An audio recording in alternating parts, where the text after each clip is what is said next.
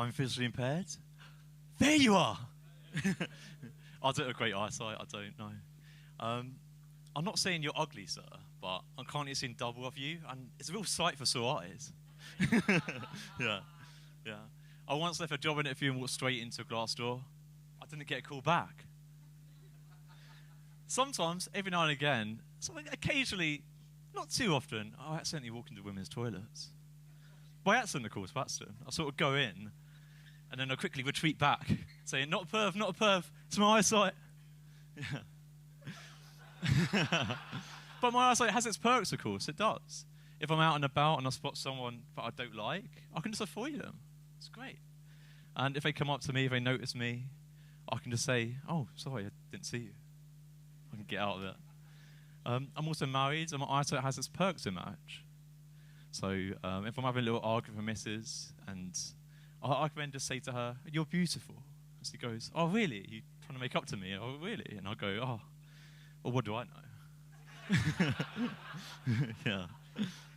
And I feel like lots of couples' arguments are caused by, like, for women moving things and the guy being useless and able to find things. And I have a way out of that. If my wife says, oh, how can you not find it? How can you not see it? I go, that's discrimination. Yeah.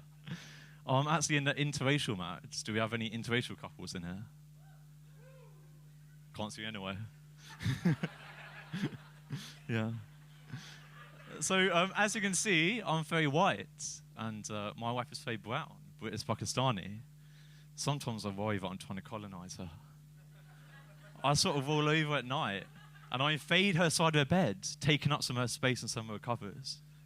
And through marriage, I stole her freedom. Gets worse. And I took her virginity too. That's my favorite line, I just have to say it. I have to say it. But you've got to be careful you don't take it too far, because soon it'll start sounding like an EDL rally. And we'll take their women. Don't want any of that. Yeah. I feel like lots of couples, when they argue, for women likes to bring up things from the past. When we argue, not we argue a lot, we are happy, you know. When we argue, my wife likes to bring up, it's even worse for me, my wife likes to bring up my ancestors.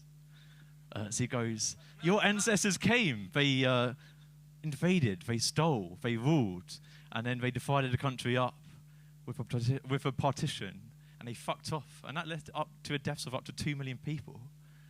I mean, what do I say to that? I have no good response. I just think, well, it wasn't me. It probably wasn't my family. At least we built trains. Then we did my own ancestry, and I found out on my dad's side, as you go back, my family are Welsh, and on my mum's side, my ancestors were Irish. So my ancestors too were colonised by English. I finally have a good comeback from missus. Yeah. So it's great being in an interracial couple. We've experienced 2 different cultures, introduced 2 different cultures to each other. I've introduced my wife to white British pub culture. Someone drops a glass, everyone goes, "Way, way." Yeah.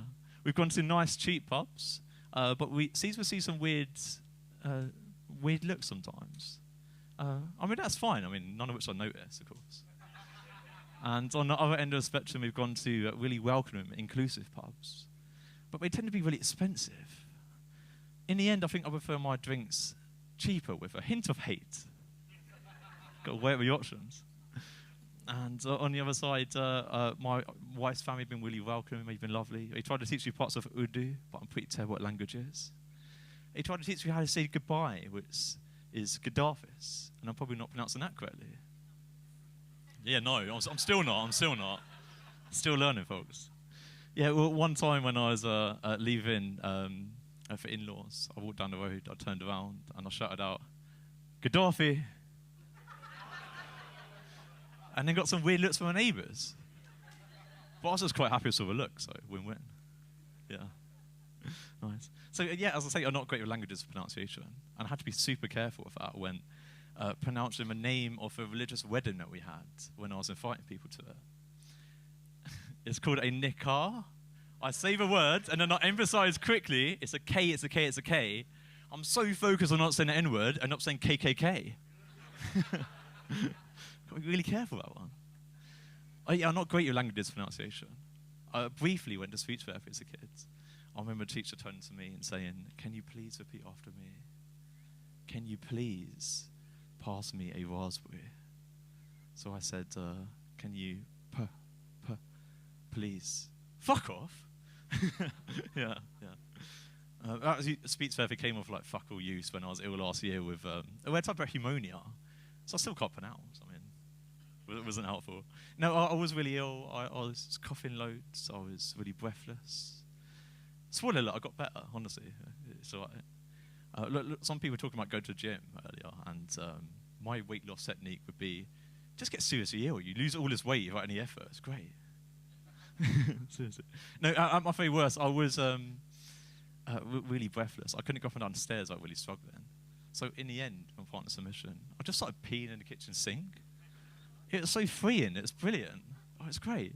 Until I realised one day we didn't have curtains in the kitchen at the time. And I'm pretty sure the neighbours saw me. At first, I was just really happy that I noticed. I just waved. But then I realised what I was doing, and I thought, oh, fuck. So I started backing out like I do in women's bathrooms. But cock in hand, I'll never get that far in women's toilets. But then I thought, fuck it, it's my kitchen, I'll do what I want. So I just shouted out, Gaddafi. Yeah. As we've done with Michael Lloyd, Gaddafi, everyone. Yeah.